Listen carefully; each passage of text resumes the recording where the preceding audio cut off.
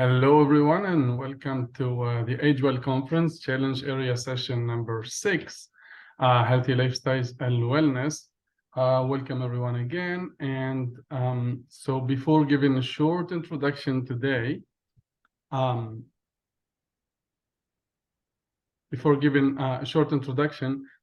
the challenge area today, I'm excited to have two epic presentations as part of today's sessions. The first one is by Erica Dove and Selvi Sert. The second one will be by John Acharibasam and Victor Starr, and then a moving the dial presentation by Patricia Houston of the GERAS Dance for Brain Health and Mobility.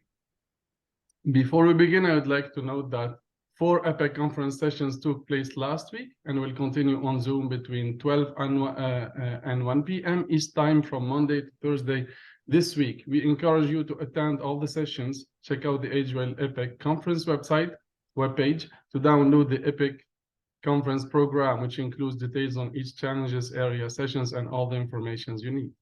So some housekeeping points here. Today's session will have 2 research presentations, 5 minutes, followed by 5 minutes Q&A questions, as well as moving the dial presentations, also followed by Q&A. This is an opportunity for you, our attendees, to contribute to an overall discussion that places the presentations in the larger discourse and discussion and addresses potential research and real-world impact in the age tech. All attendees are encouraged to use the Q&A box to ask questions, leave a comments on the questions, and about questions that others have already submitted.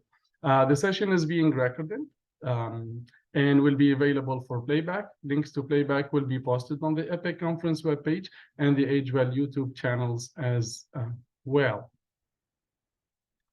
So I'm going to present the challenge area within roughly 5 minutes. I'm going to start.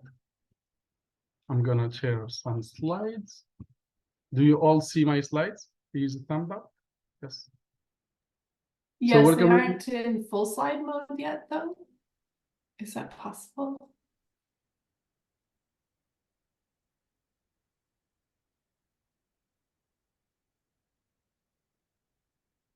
Am I on full Great. screen? Great. Okay, great. So thanks again welcome again to the Epic AT Conference.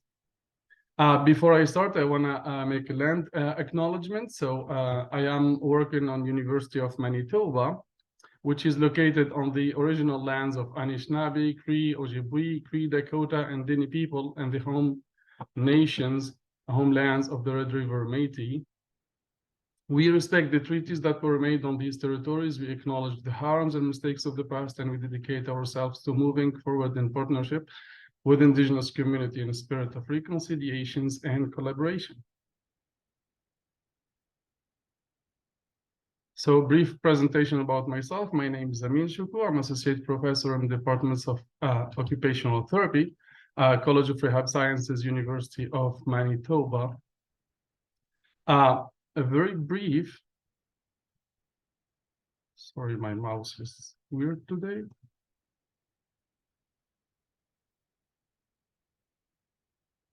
A very brief presentation about my work before I present the challenge area topics, needs, and gaps. The goal of my current research is actually to enhance the quality of life of individuals with neurological conditions by providing access to neurocognitive rehab in the forms of tech-based semi-supervised program for physical training, cognitive exercise, and home rehabilitations.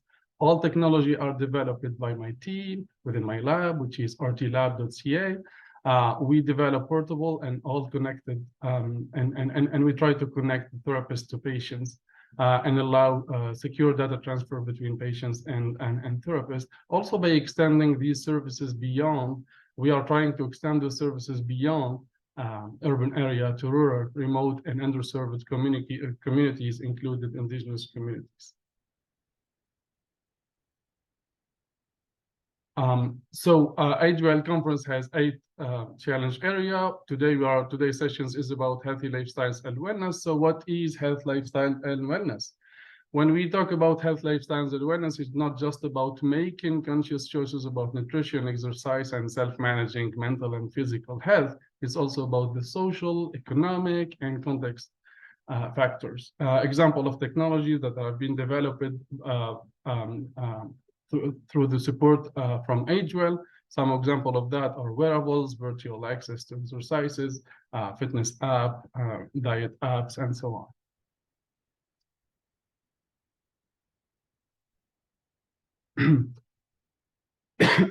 The key to secure lifestyle and wellness is,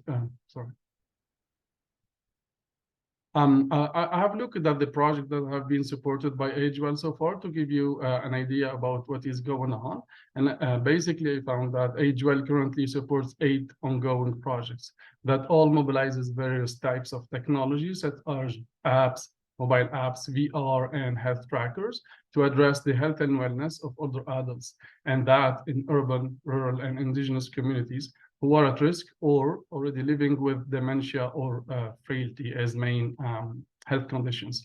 Also, there is research being done on the quality of life of older caregivers themselves and the ethical challenges related to age tech. The key to secure health, lifestyle, and wellness under this challenge is to work toward viable and desirable aging in place solutions that support the older adults and their families in a familiar and comfortable surrounding. We still face many challenges in this area.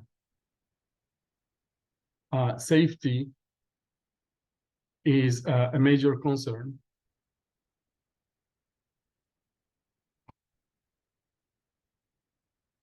Sorry, lost my screen. Okay, lost my screen. Okay.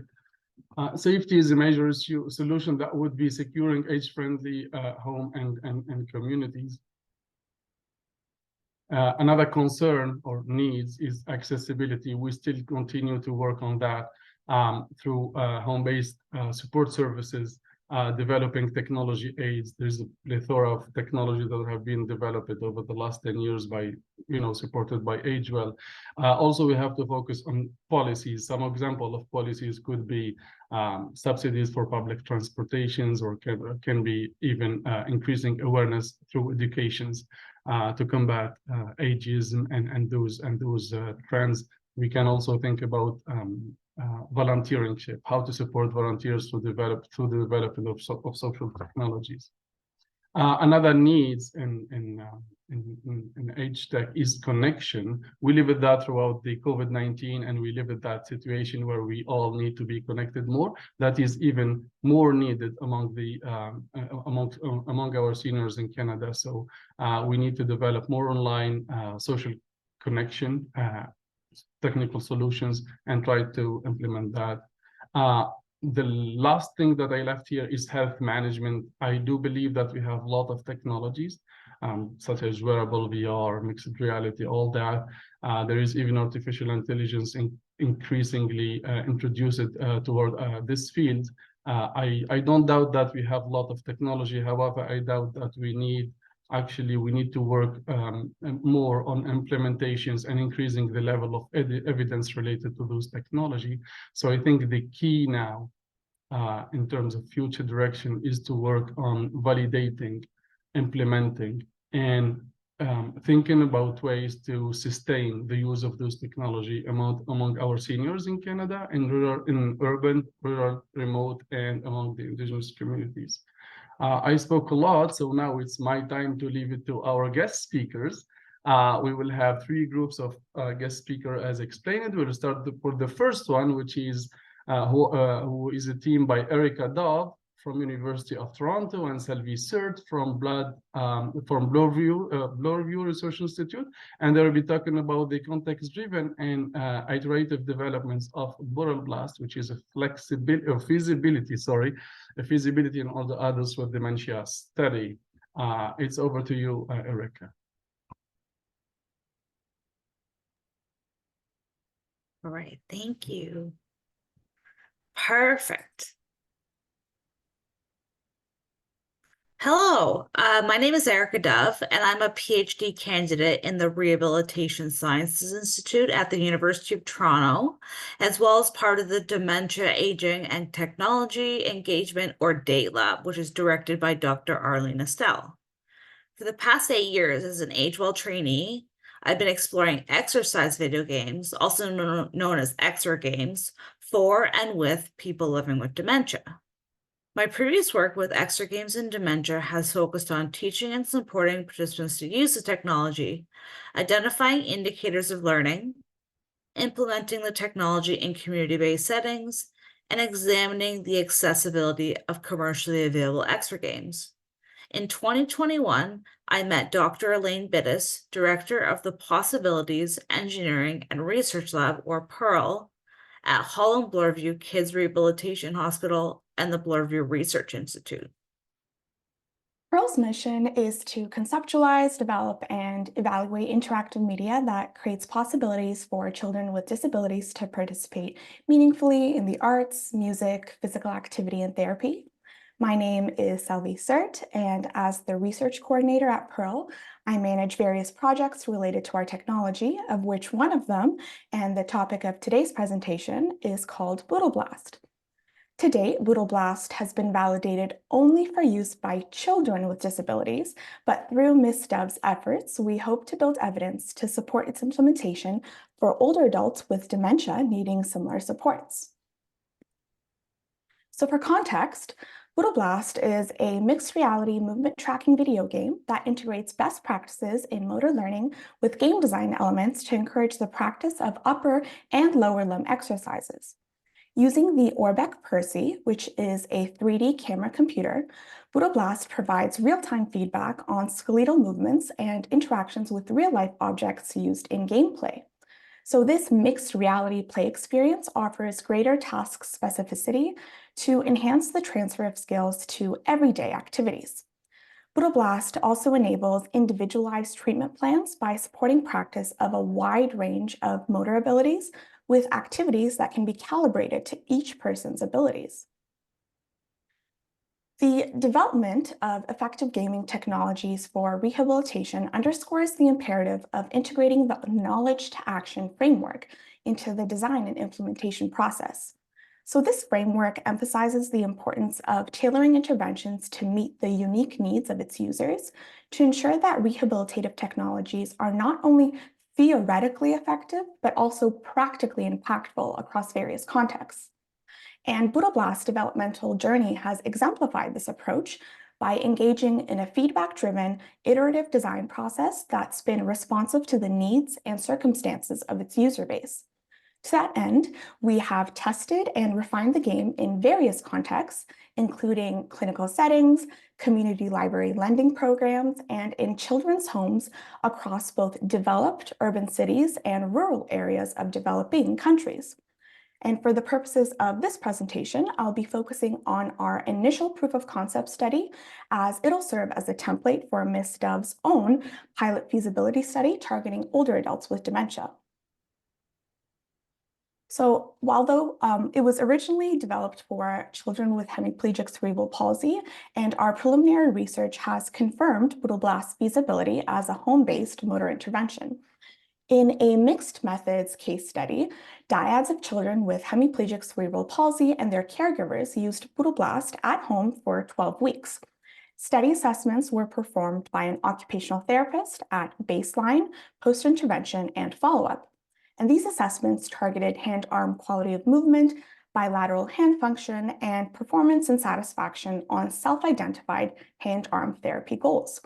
A post-intervention survey also explored factors influencing play motivation and adherence. And it was found that for children with developmental disabilities, results indicated that Bootle serves as a motivational and enjoyable therapy exercise medium and can be successfully used at home to facilitate access to and encourage engagement in upper limb rehabilitative care. All participants showed improvements on clinical measures of performance for family-selected activities of daily living. And a key insight from this study highlighted the necessity for tailoring the Bootle system to fit each child's abilities, interests, and needs, and adapting supports to suit the specific context. Building on the methodology from the pediatric study, I am now conducting a pilot study as part of my PhD to assess Bootle blast feasibility for older adults with dementia. The research questions for the study include, is Bootle blast feasible and acceptable for older adults with dementia and their caregivers? We're also looking to see, can older adults with dementia use Bootle blast safely? We're also looking to see whether older adults with dementia enjoy playing Bootle blast, as well as the potential efficacy and barriers and facilitators to implementing Bootle blast at home. For the methods, up to 10 dyads of older adults with dementia and their family caregivers will be recruited from Ontario via convenience sampling to participate in a 10-week pilot study using Bootle blast in their own homes. Each dyad will play 4 mini-games on Bootle blast using a self-chosen frequency and duration for 10 weeks, with the dose determined by participants. Each mini-game, which you can see on the screen, targets aspects of balance and/or mobility. Participants with dementia can play the game solo or in multiplayer mode with their caregivers, fostering intergenerational play. Collected data will include pre and post assessments, including balance tests, a cognitive assessment, and a survey measuring a person's confidence in their ability to remain upright and not fall during activities of daily living. We'll also be capturing through the Orbeck Percy camera 3D skeletal kinematic data captured from video recordings. From weekly check-in calls, we'll be doing safety and adherence tracking through play logs, and post-study interviews to examine overall satisfaction and enjoyment with the system. It is hoped that people with dementia and their caregivers find the intervention to be feasible, enjoyable, and impactful. We anticipate a similar need for person-centered and context-specific customization, which may include, but is not limited to, adjusting speed. So, for example, slowing down moving objects, adjusting graphics to appeal to older audiences, accommodating age-related physical, sensory, and social needs, and simplifying game mechanics to reduce cognitive load, such as changing, adding, or removing types and frequency of cues. This project highlights the potential of Bootle blast to transcend its original context and adapt to new user demographics. Insights from this pilot will guide implementation efforts and inform future design adaptations of Bootle blast, aiming to broaden its applicability and impact on health and wellness across different life stages and conditions.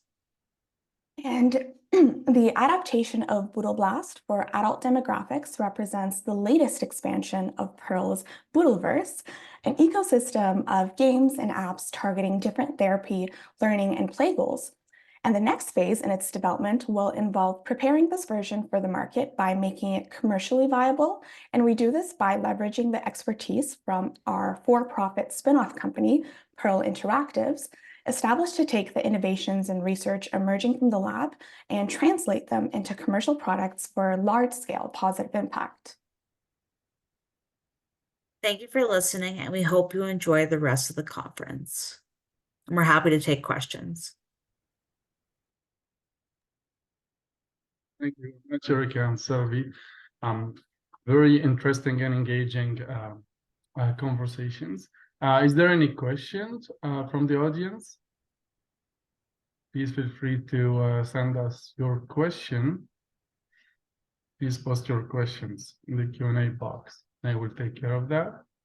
I would have a question for Erica myself, if I can. Sure. So my question is, were you worried that older adults would feel hesitation in using the system that you have presented, since it was designed for children? And then, were there any concern expressed from older adults and caregiver in your research team? That's a great question. So backtracking a little bit. So what I did, so Bootle blast was originally developed for upper limb rehabilitation. And the games I'm testing are for the lower body because I'm looking at balance and concerns about falling for fall risk factors. So what I did before I initiated the feasibility study, which is I should have prefaced with this, is I went to community-based adult day programs for older adults living with dementia and tried out the upper limb extremity games. And I was a bit concerned about how they'd be perceived, but they found the graphics really engaging and found the games to be, for lack of, they were quite fun and funny. Like I played in a group setting and people were laughing and cheering for each other, especially there's a driving game and they were kind of like, oh, you ran into a meteor, like it's so funny. Like, so they really enjoyed it. And that was kind of what propelled my interest in wanting to test the feasibility of this game in home settings, because I knew that the people I had worked with who had pretty moderate to maybe severe dementia, not severe dementia, but moderate, took well to the game. So that's a great question. And then the research team, we have a psychologist, a physiotherapist, an occupational therapist, and then Dr. Bittis's team, which is also multidisciplinary. And we didn't really have any concerns just because of the initial pilot that I ran, informal pilot. It's awesome, and that's awesome. And I believe the interdisciplinary team that you have would help too in terms of design implementations. I would like to ask another question, which is just in terms of feasibility. Did you drive your participant through an education session to get used to the game, or is it like very friendly? They just get engaged in the game from session one. Friendly. So I literally just walked into the day programs with the technology. So I've been working with this type of technology, as I said earlier, for about 8 years. So the day programs I've worked with have used other extra game technologies off the shelf, like Xbox Connect. This is their first time using like a bespoke technology for like a newly developed technology. But they were very receptive to the idea of trying something new. And I went in very friendly and just said, oh, we're going to try this activity today. I'd love to hear if you like it or what you think about it. And just very friendly. Yeah, and to that end, the Bootle system itself also has a user manual and quick reference guide paper manual for users to reference that guides them through the entirety of the setup process. And we also have the research team on call as the support system in case anyone has any questions. That looks fun. I see a hand raised from Patricia Houston here. Patricia. Hi, yes, thank you. A wonderful presentation. I had a question about how the product differs from other commercialized products on the market. So what are the adaptations that make it specific for this population? The population for people would with you like to speak, Selvi? for people with dementia. Okay. So I think the thing that like I said, I've used the Connect for years, which is the camera-based sensor. I think the difference in Bootle Blast is that it has a calibration screen where you can so one thing I found with the Connect sensor is that a lot of older adults, regardless of cognition, have impairments in their range of motion. And with the Connect, you need to do shoulder flexion in order to activate the technology. Whereas with Bootle Blast, it's actually customizable. There's a calibration screen where you get people to lift their shoulder as high as possible, and it actually adapts to the users. And then what we're also doing is that we can make iterative changes to the game, such as, like I said, slowing down moving objects. So it's going to be a multi-series case study. So if we find with the first case that things are moving too fast, we can actually just adjust that and slow it down. But I think as far as things on the market, they're made with a more like universal design approach where it's very one size fits all, whereas this is very personalized and tailored for the individual. And I think that's what sets it aside. Yeah, Would you like to add anything, Selvi?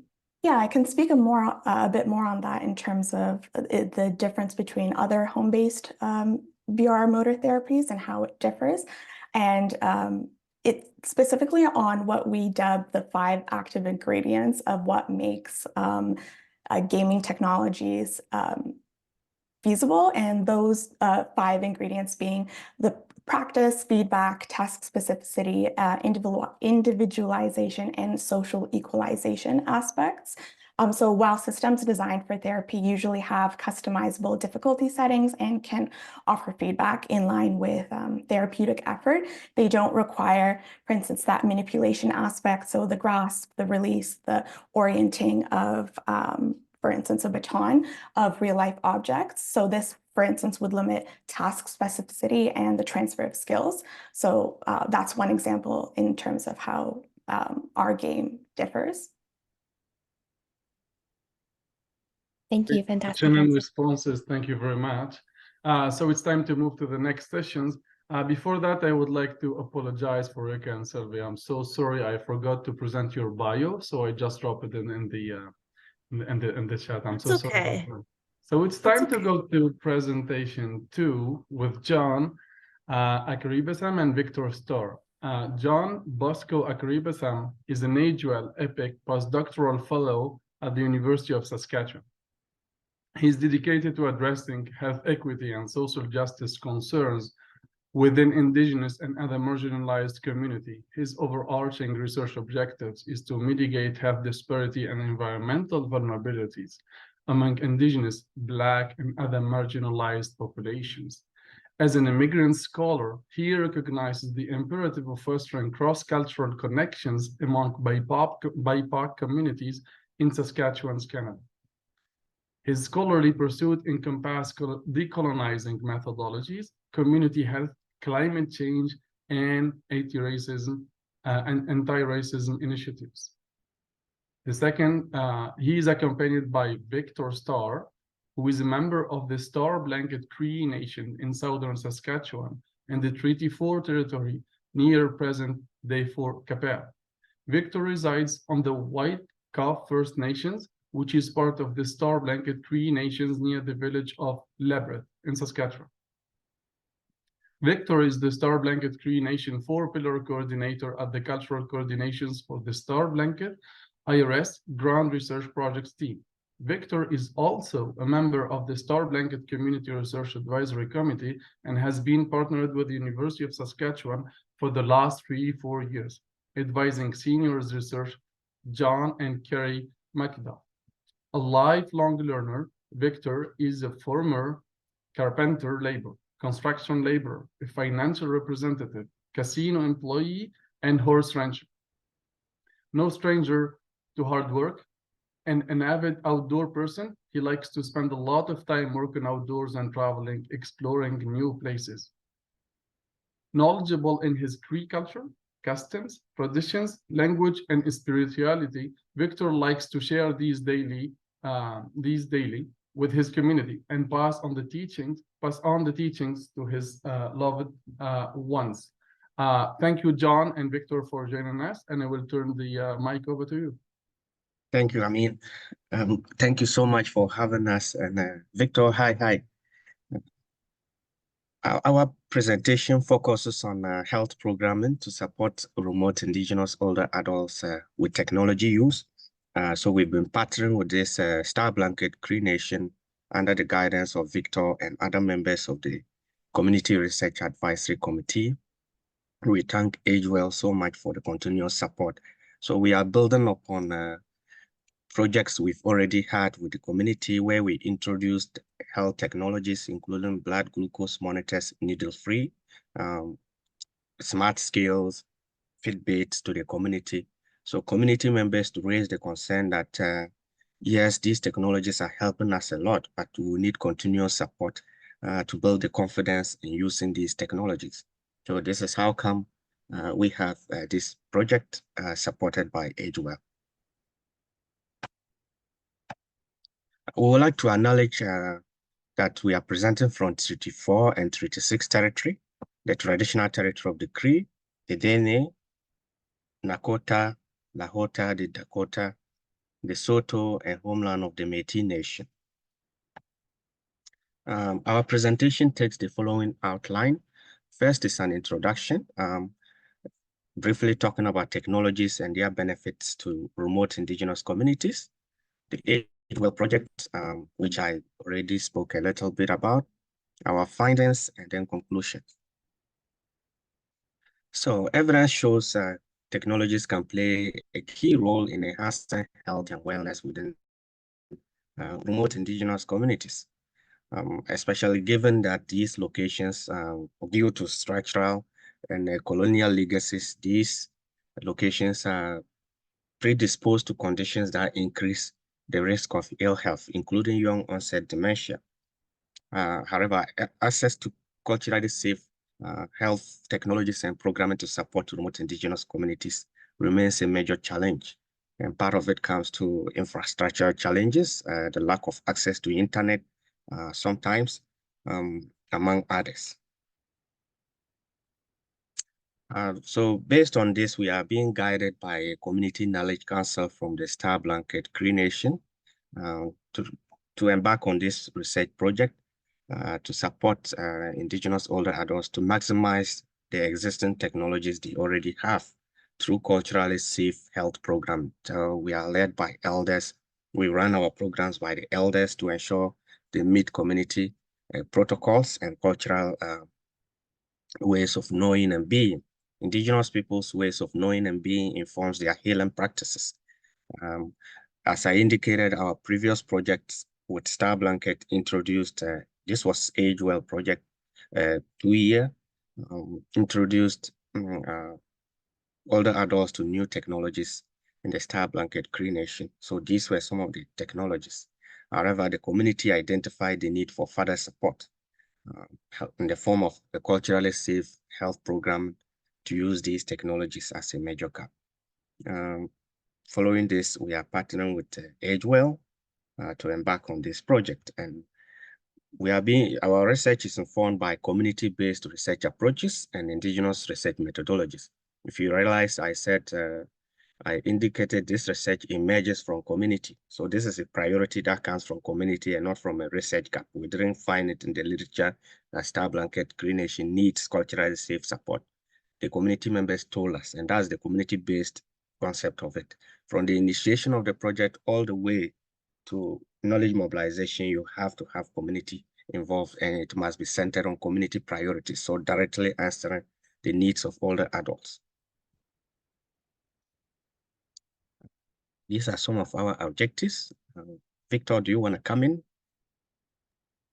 Yeah, the main objective of the community-based project is to enhance wellness by maximizing the health outcomes of health technologies among Indigenous older adults. To further investigate the barriers to technology use among remote Indigenous older adults in the Star Blanket Cree Nation. To identify community-led approaches to increase technology use among Indigenous older adults in the Star Blanket Cree Nation. To hold 2 troubleshooting community workshops and sharing circles on already existing technologies in the Star Blanket Cree Nation to improve overall health and wellness among older adults within the Star Blanket community. Data analysis, collective consensual data analytic procedure. Theme 1, intergenerational support. Our preliminary findings have revealed the vital importance of intergenerational support for Indigenous older adults in adopting aging technology. Intergenerational engagements and ways of living are important cultural practice in many Indigenous communities. Theme 2, peer support and mentorship. Encouraging peer support and mentorship among remote Indigenous older adults facilitates knowledge sharing and mutual assistance in technology use. Theme 1, intergenerational support. Most of the co-researchers acknowledge the value of intergenerational support with their technologies. As one co-researcher said, our granddaughter is very adept with technology, and for that matter, they are also pretty good on the iPhones and whatnot. So very often, if I have issues downloading an app or that kind of thing, they don't live with us, but they're not that far away, and they're far more conversant with downloading applications, said one co-researcher. Another co-researcher noted, I have my granddaughter who lives with me, who set up my smart scale, and I go on it whenever she goes on it. She reminds me of my weight. I lost a lot of weight for a while, and then I'm picking it up again. But I got to be careful not to put on too much weight because I've got trouble breathing. With my breathing, and when I seem to gain weight, it seems to make it harder for me to breathe, so I got to watch my weight. So I try to get out once at least once a week. One co-researcher, 3 said. Right. Thank you so much, Victor. So the findings show, so far our preliminary findings show, and by the analysis process, we brought community members in collective consensus. So we engaged older adults, community members and the research team to analyze the data. And these are some of the findings we are seeing so far. So the findings show culturally safe technology and health programming play a significant role in maintaining health and wellness. These benefits sometimes extend to other family members, as we saw that intergenerational support, and then the granddaughter jumping on the scale when our co-researcher jumps on the scale too. So that is very key, tying in technology and health programming, grounding it within Indigenous cultural ways of knowing and being is important. And when we go to the kind of the second team, which was also on peer support, this emerges as a very important dimension to supporting older adults in terms of health programming. So we have examples where co-researchers spoke about losing their chargers. They have the cables. All these equipment we gave to them come with different cables. So you charge, they keep losing their cables. And some spoke about cable management equipment from their community members. From some co-researchers, they talked about straps, cable straps and other things which are affordable for community members and which are very key, because if they do not charge these technologies, then they cannot use them. So that's very important dimension, theme that emerged from some of these programs. Again, there were suggestions around having IT person within the community. So we just have these few due to given the time limitation, but there were other suggestions, having an IT person within community where older adults can go to for support or call for support. So each band having IT person, a representative that will come with funding and a certain level of government engagement. So there were other suggestions. These were not the only suggestions that came up, and that IT person must be someone from the community to train and enhance capacity. So we had troubleshooting events where syncing the information, because some of the co-researchers said, oh, I have my blood pressure readings here, I have my blood glucose readings here. Why don't we harmonize them? Syncing all the information in my phone. So when I take it, I just can watch everything at a go. I don't need to go to different equipment. So we had those troubleshooting events where we downloaded, we supported all older adults to the elders to download those apps to support with the technology use. But the most important outcome from this research is that we are learning patience. One of the elders told us that we are not teaching them technology, but we are learning patience. We should look at it from that angle. At the current times, we are fast, just go, go, go, go, go. We don't sit down to learn. But when we are engaging the elders, they teach us patience, to slow down and rethink. So that way of looking at things really resonated with us, that we are learning patience from older adults, and but not that we are supporting them with technology use. So looking at things, flipping the whole thing upside down gives us a more culturally safe approach and the patience for intergenerational support in using technology. So far we brought younger family members to our sharing circles to support with these technology use. Thank you so much. And if you have questions for us, we'll take them. Thank you very much, John and Victor. This is very an important work, and I believe the cultural fit is one of the usability factors when we talk about technology. So this is very valuable work. If you have your question, please ask them here. I see in the chat a couple of questions. First question for John. I love that your project takes its focus from community identified priorities. Can you speak to how this approach is viewed by your institution or by research funders? Yeah, thank you so much for the question. I think when we talk of research funders, particularly Age Well and CIHR, they kind of promote community-based participatory research approaches. So this is an approach that is gaining kind of ground within the funding community. When we come to the institution too, there is that understanding, or we used to have bureaucracies in terms of that engagement, because by ethics, you can't engage the community without getting these clearance, ethical clearance and stuff. But there is beginning to be a decolonized mindset within the ethical space that yes, to work with Indigenous communities, we have to have different ways of doing things. We cannot get ethics first before you go. It's the other way around. So there's beginning to be that understanding, and with funders pushing for that kind of work, I see the institutions to UofS, I can speak for them. There is beginning to be that acceptance that yes, working with Indigenous communities, relationship is important, and prioritizing community needs is very important. So yeah, we have that backing from our institution. I have another question for Victor and John. Are the troubleshooting events, etc., sustainable? Because it's tough to maintain these types of supports usually. Yeah, I can take that too.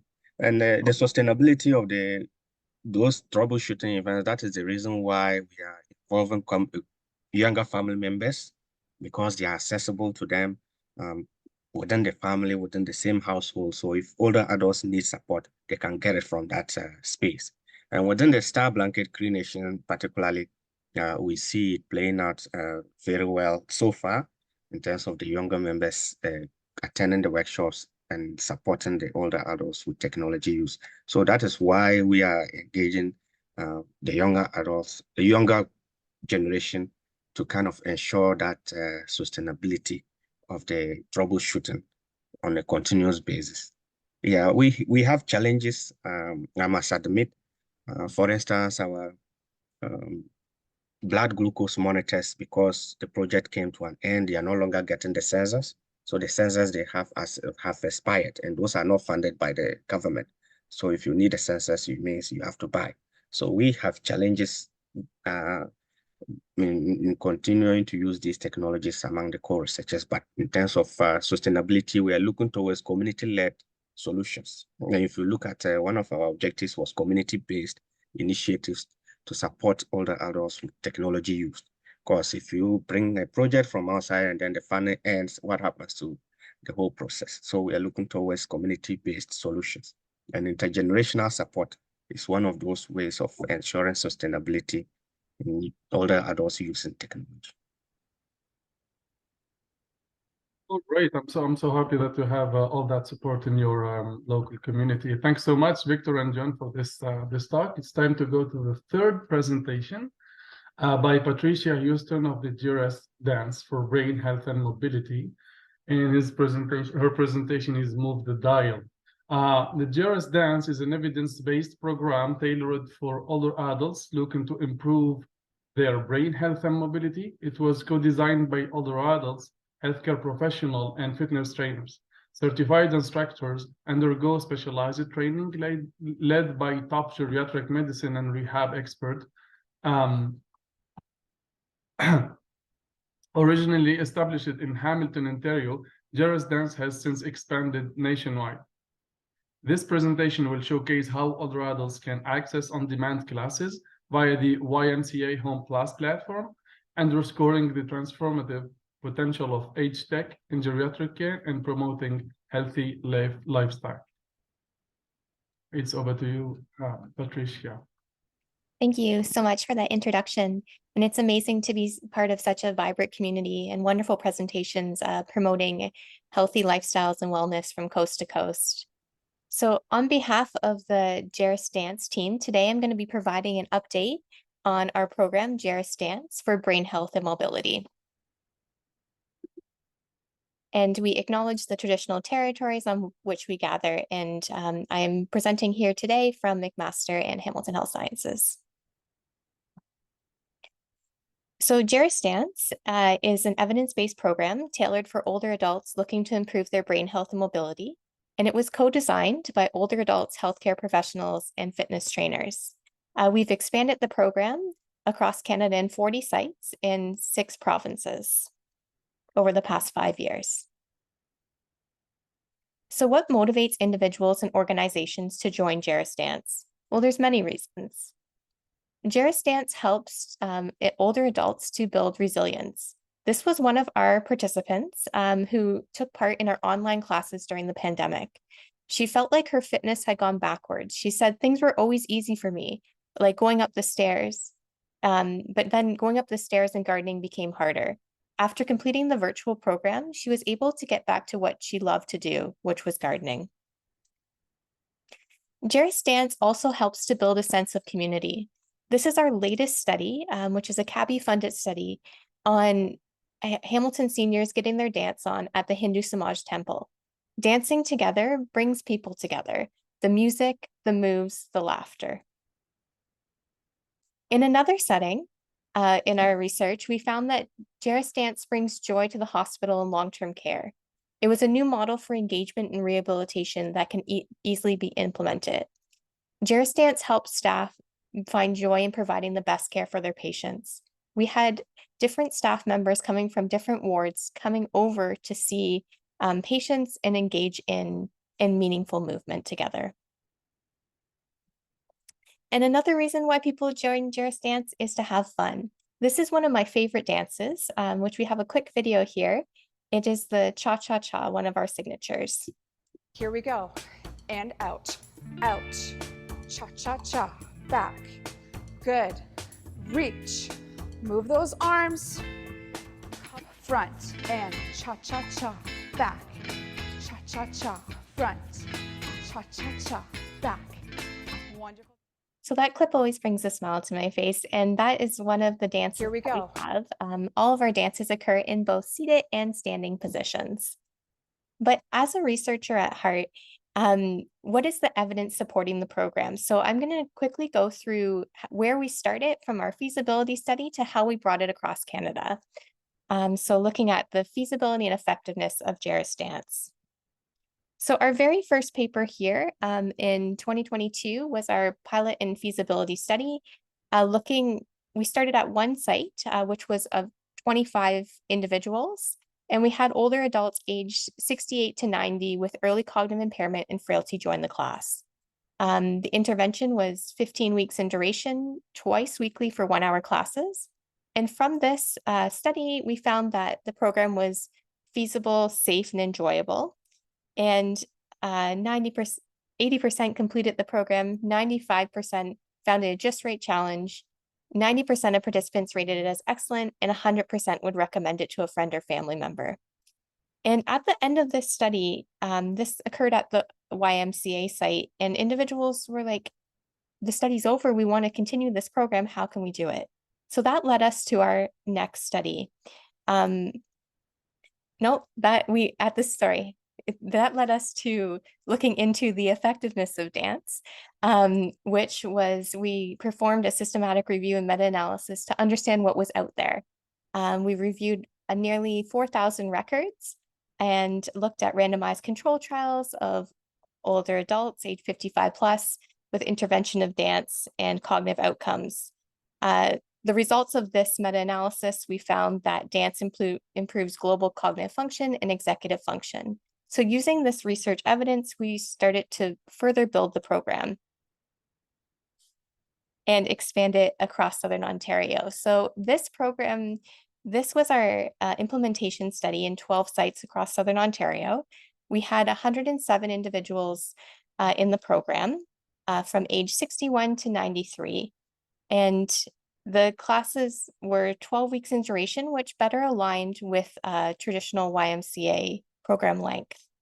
Our results of this study, we found that our class attendance was 75%, and we had significant clinical improvements observed in the short physical performance battery. So individuals had higher and better physical function, and particularly were able to stand up from a chair better and had better balance.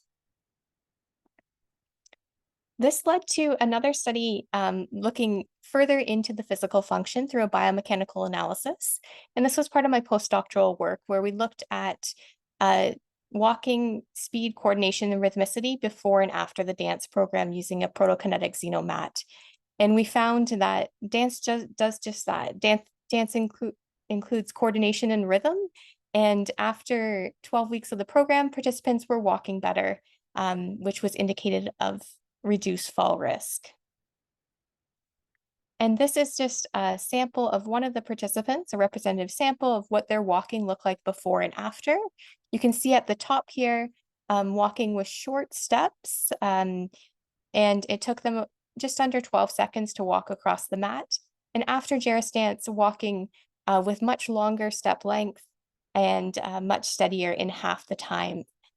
So we saw meaningful improvements in their walking performance. And then after that, this led to a different type of study where we wanted to see if we could bring GERAS dance outside of the walls of the YMCA. So we performed an implementation study in diverse settings, and this was a qualitative study using a mixed methods approach, looking at expansion to community services, long-term care, recreation centers, day programs, and hospital wards, and why individuals would like to try the program, what worked and what didn't work. What we found here was the benefits of the program, or the innovation characteristics, were enjoyable music, social connections, exercise benefits, and the evidence-based design were strong motivators for people to implement the program. Then during the pandemic, we implemented a virtual version of the program as many of the sites were closed. This was just presented last week at the virtual American Geriatrics and placed first place overall in Lightning Science and presidential poster first place as well. What this study showed was for virtual dance, we were able to reduce fear of falling. And this was a feasibility RCT. On the far right of the screen, you can see the two different groups, the blue and the red here. The red group is improving their fear of falling, and which was our dance group.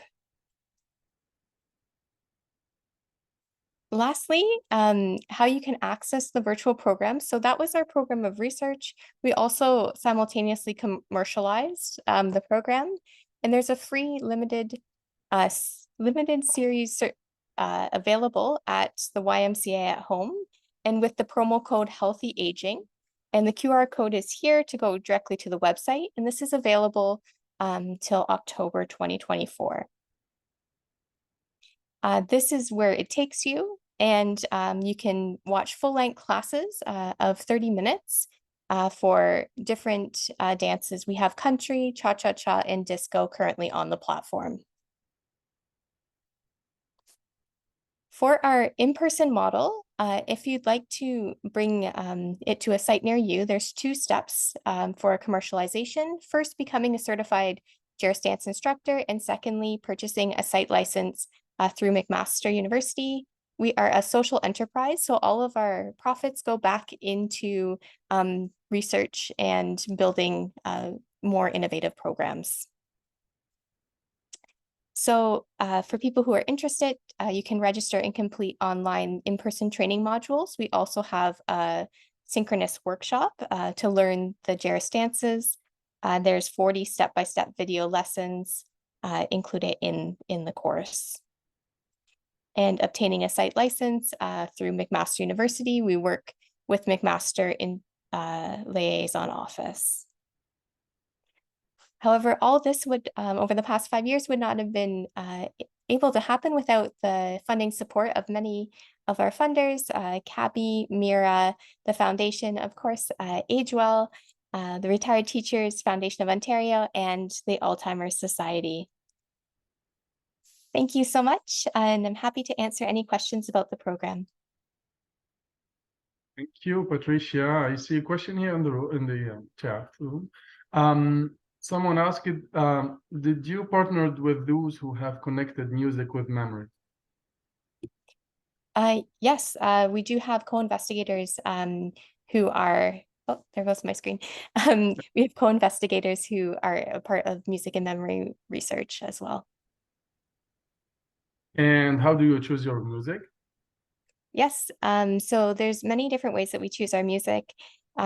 We first started with choosing music from the 50s and 60s for the demographic, which was based on the reminiscence age of when an individual was in their 20s. And then that was our base music. And during each class, we have individuals provide suggestions for the next week's class. So we build a repertoire of music through co-design. I see hand raised here by Selvi. You can ask your question. Have you found that there were any specific genres of dance that were more impactful for clinical outcomes? That's a wonderful question. Our program includes many different genres, so we haven't looked at if a specific genre is more impactful than another. We have from salsa, the cha-cha-cha, we have Bollywood styles. We have many different cultural styles integrated. Thank you. Thanks. So we have a question for everyone here. What's your motivation for undertaking or being involved in this research?